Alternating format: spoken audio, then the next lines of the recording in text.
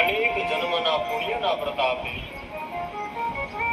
કથારૂપી ગંગા જે આપણને 7 દિવસો સુધી સ્નાન કરાવવા માટે સામે આવી છે, તેમની પાવન સાનિધ્યમાં જે ગ્રંથ ગોવિંદનું સ્વરૂપ છે એવા શ્રી ભાગવત ભગવાનને કોટી કોટી પ્રણામ. માતા પિતા સદગુરુદેવ ભગવાન, વડીલો, અન્ય સમસ્ત પૂજ્ય ચરણોના ચરણોમાં નિત્ય પ્રણામ.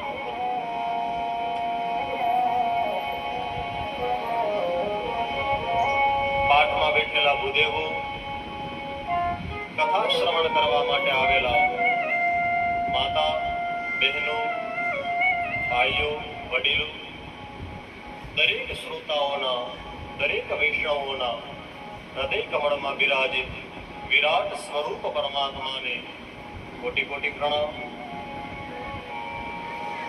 આ ગામની ભૂમિ ઉપર બ્રાહ્મણોના મંત્રો દ્વારા પ્રતિષ્ઠિત કરાયેલા સમસ્ત દેવ સ્વરૂપોના ચરણોમાં નિત્ય પ્રણામ.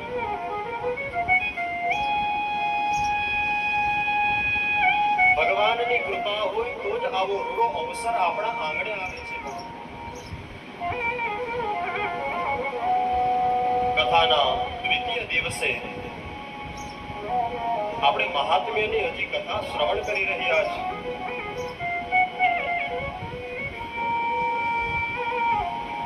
યદુકુળમાં જન્મ થયો એટલે યાદવ કહેવાના, રઘુકુળમાં જન્મ થયો એટલે રાઘવ કહેવાના. આપણે બધા મનુના સંતાન છીએ એટલે આપણે બધા માનવ કહેવાય છે. પરંતુ યાદ રાખજો,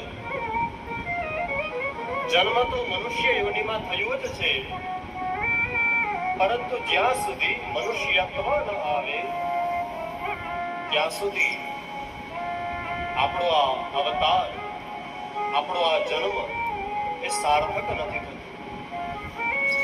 મનુષ્યત્વ આવે તો જ આપણે શરીરથી અને જન્મથી મનુષ્ય કહેવાય છે. કોઈ પૂછે કે કૂતરા અને બિલાડા કેવા હોય તો આપણે કહીએ કે તેને 4 પગ હોય, તેને પૂંછડી હોય, તેને કૂતરો કહેવાય, તેને બિલાડી કહેવાય.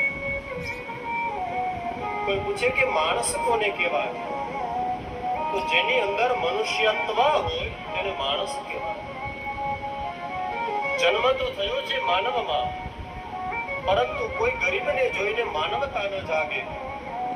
અરે વાતો તો બહુ કરતા હોય રામની, પણ જેમ ભરતે બલિદાન આપ્યું, જેમ રામે જીવન જીવીને બતાવ્યું, જો તેમ આપણે કરતા ન હોય અને આપણા ઘરની ઉપર આપણે લખ્યું હોય રામ નિવાસ, તો ક્યાંક કોકને સંકોચ ઉભો થાય.